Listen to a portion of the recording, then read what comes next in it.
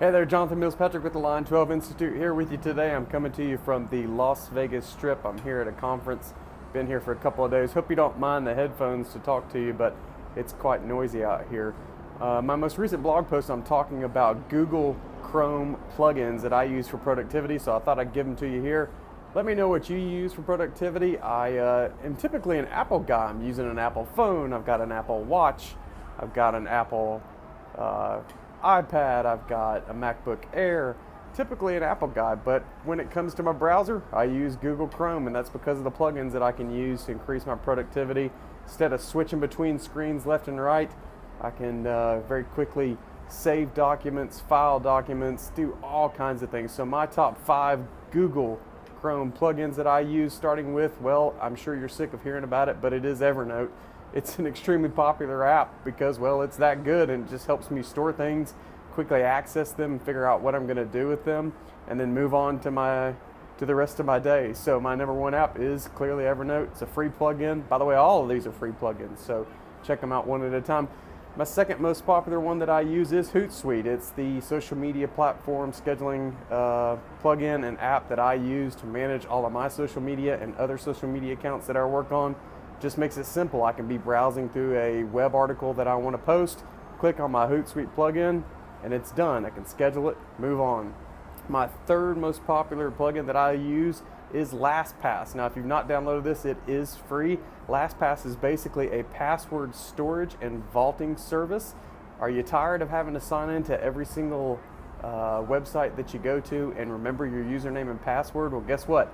LastPass will do that for you. It stores all of them securely and safely. I've never been hacked on it. Hope no one's going to give that a shot now.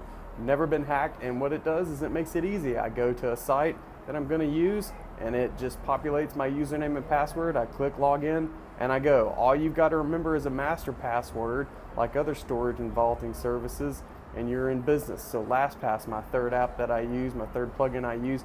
Fourth one I use is called Mozbar, M-O-Z. It's from the folks that are real popular, called Moz, actually. They're an SEO company, very large company, a big name out there in the industry. Mozbar basically allows you to rank or see rankings of websites that you go to.